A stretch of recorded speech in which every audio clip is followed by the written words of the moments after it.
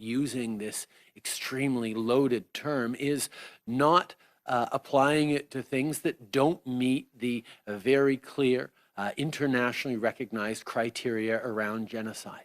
It appears that Prime Minister Justin Trudeau will not hesitate when it comes to accusing Canada, his own country, the one that he leads, of being complicit in genocide. But when it comes to leveling the same accusation against authoritarian communist China, an accusation many experts have alleged against China, well, Justin Trudeau gets a little sheepish and he can't say the same thing in that circumstance. What am I talking about here? Well, go back to 2019 when the findings from the Murdered and Missing Indigenous Women's Report was released in Canada, and Justin Trudeau said, yes, Canada is complicit in historic and ongoing genocide. It is quite a claim to make, and boy, that spurred a major conversation, but he certainly made the claim. That the tragic violence that Indigenous women and girls have experienced amounts to genocide. Now, when we see reports, discussions, even a Canadian House of Commons subcommittee report saying, yes, there's genocide going on in the way China treats its Uighur Muslim population in the west part of their country, well, Trudeau just can't bring himself to say the term. Take a listen to what he said to reporters when he was asked about this very issue.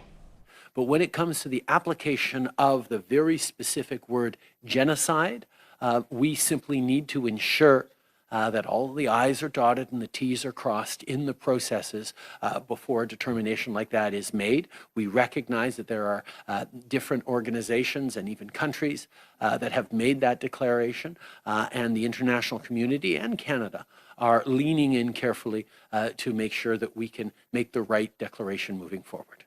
What more does Justin Trudeau want to see? He's got leading human rights experts, reports in major publications around the world saying, look at what's going on in the way the Uighur Muslim population is being treated. You can find the stories out there. You can find all the details. Some pretty horrific stuff for a group of people who are just looking to practice their religion.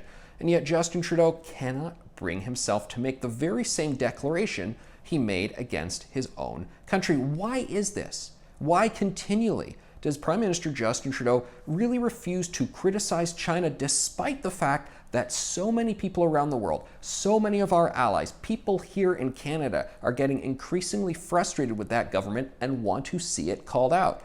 Polling shows that China has never been less popular. Something like only 14% of Canadians right now have a positive view of China. So Justin Trudeau would have the backing of the Canadian people, of the voters, not just the ones who voted for him, but other voters out there all across the country, if he could step up to the plate and accurately condemn the things that China is doing on human rights abuses. When it comes to Huawei, a lot of people want to see him say, no, we're going to ban Huawei. Lots of popular support here in Canada. Allies wanting him to see it. Many examples of occasions when Justin Trudeau should be criticizing China and taking a stand against them, but he won't. Time and again. And this latest one, it just boggles the mind. And it's going to leave a lot of international human rights experts incredibly disappointed in the guy who said back in 2015, Canada's back. Well, apparently not on this file.